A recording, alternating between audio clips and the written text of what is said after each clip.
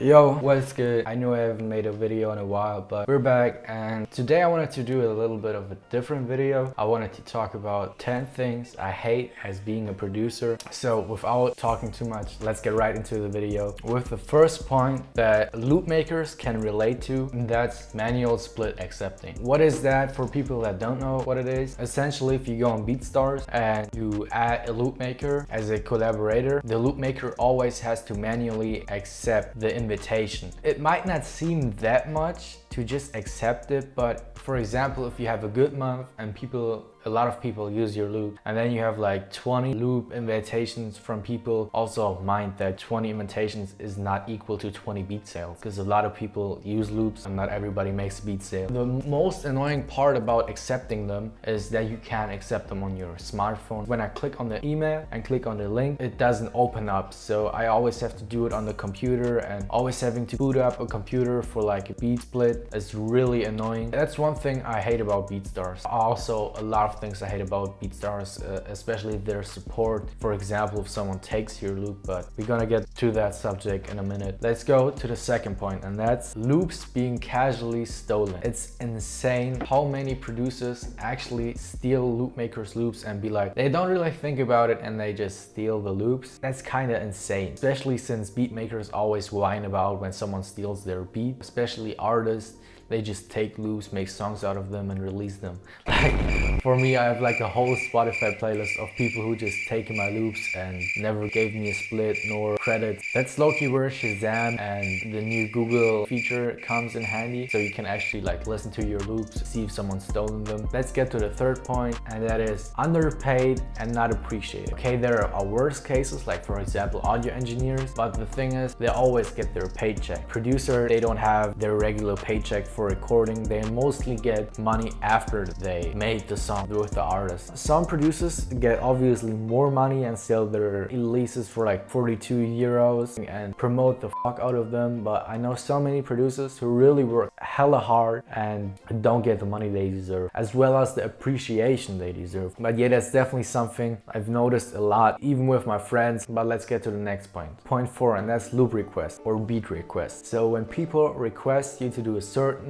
type of loop or beat. For loop makers, it's more like people expect you to do it for free. A lot of people just say, yo, can you make me this loop, or can you make me that loop? They don't even think about paying. I think I've never had someone who actually paid me for making a custom loop. For beat makers, it's different. You definitely get paid for making a custom beat, but it's not even like that. Sometimes people hit you up, tell you, yo, make me a custom beat, and you make them one. You make the perfect beat for them, but they say, oh yeah, no, you know what, I don't like it. And then they don't pay you, and that's one thing I hate. It's really important that we as producers do upfront charges. If you like request an exclusive beat, that you charge half upfront. I know a lot of people are already doing that, but I think that should be really industry standard, that if you request something special and not done before, custom, it should always be like a small upfront payment, maybe not half, but like a quarter of like the original price. Let's go to the point 5, and that is, I'll get you when I get my next paycheck. I don't know how many times I've heard that. A lot of producers probably heard that too, that people just say, oh yeah, they're gonna pay you and they're gonna pay you then and there, and you never actually get the payment. Kinda insane how people just casually lie about paying you and they never pay you. You know, then you ask them when their paycheck comes, oh yeah, can you now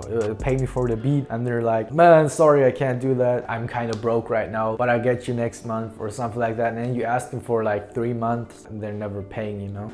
That's why I think we as producers should always set a deadline for when they actually got to pay. I know when you're broke, maybe take some time and stuff like that, but it shouldn't take more than 2 months to pay for something, especially if a beat is just 30 bucks. A lot of people just use the kindness of a lot of producers. Next point, point 6, is getting scammed. First scam is collabs. A lot of producers say, if you do a collab with me, you'll get a placement 100%. It never happens. Also, another scam I've noticed on BeatStars is that people just refund their money, which is completely insane, especially when they downloaded the license already. They just refund their money via PayPal or something. That really sucks. I don't know why the payment doesn't doesn't proceed through BeatStars and the payment goes straight to you, that doesn't make any sense. When people refund it via PayPal, you know that the BeatStars is out. They don't have any saying of that anymore. If someone refunds their money via their bank and via PayPal and they take your money, you don't get that money back, and they just have the license and they have your money. Third thing I see people getting scammed of is labels. They pretend to be a label and they tell you, oh yeah, we'll sign you, or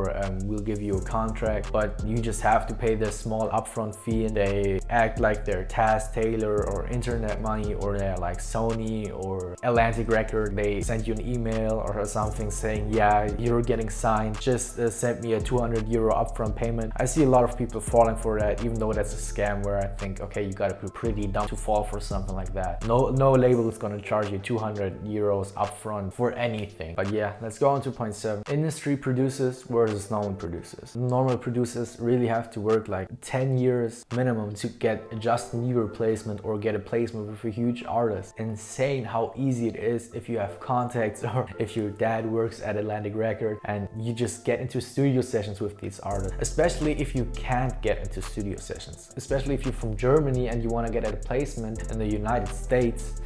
It's insane because you got to do everything over the internet, and your best bet would be to connect with the audio engineer, but it's still kind of hard to get a good placement with a great artist. You really have to make yourself a name, and you really have to build yourself a catalog and work hard, make contacts out of nowhere. And especially if you're not in person and just over Instagram or something, it's super difficult. It's kind of unfair when you think that there are some industry producers who just get the stuff gifted, instantly thrown into a studio session with Justin Bieber. The industry is more like 80% contacts and marketing, etc., and just 20% your actual skill. That's just how it is. Let's just move on to the next point, and that's point 8. The huge competition. I don't know how many producers are there, but especially in 2020, it was insane. I don't know how many people started due to COVID making beats, making music, and you had such a big competition. Even though it has gotten less due to people quitting, there's still such a big competition.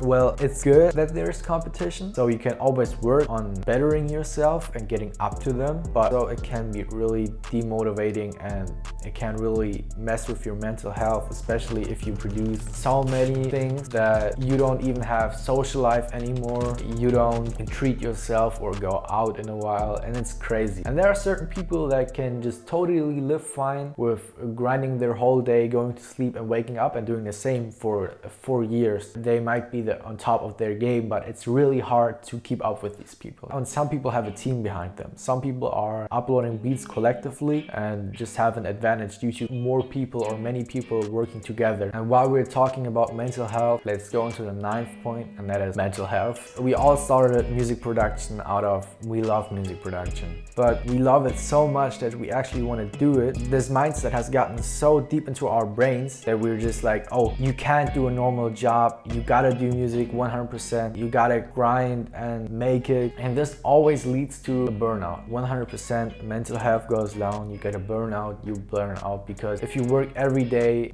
for like 4 years every day and you grind every day, it will burn you out. And maybe it won't burn you out, but nobody imagines sitting in front of a computer for every day of the week. They imagine themselves going to studio sessions, or they imagine themselves just making cool music with people. But a lot of people just have gotten that mindset through the producer community that if you grind every day, it won't be fun anymore. And when you do something every day, it's not fun anymore. It will literally be worse than a normal job. The last thing I want to talk about, point 10, just the loss of motivation due to not seeing enough progress. As a music producer, it's so easy to get lost in the small details that you don't see the bigger picture. We always focus on how much views do we get with, for example, one beat, or how much likes does one loop kit get. We just get stuck in that small time scheme that we completely forgot that we as music producers have at least 10 years ahead of us. If one beat doesn't blow up or anything, it's not the end. A lot of music producers just get demotivated due to seeing that their first beat or something just gets 10 views. But yeah, that was the video. I hope you all enjoyed it. I hope you all got some information out of that and you could see the production scene in a different way. today. A lot of people talk about the top things in the producer scene, or it's always good to talk about the negative stuff as well, because producing is not 100% positive.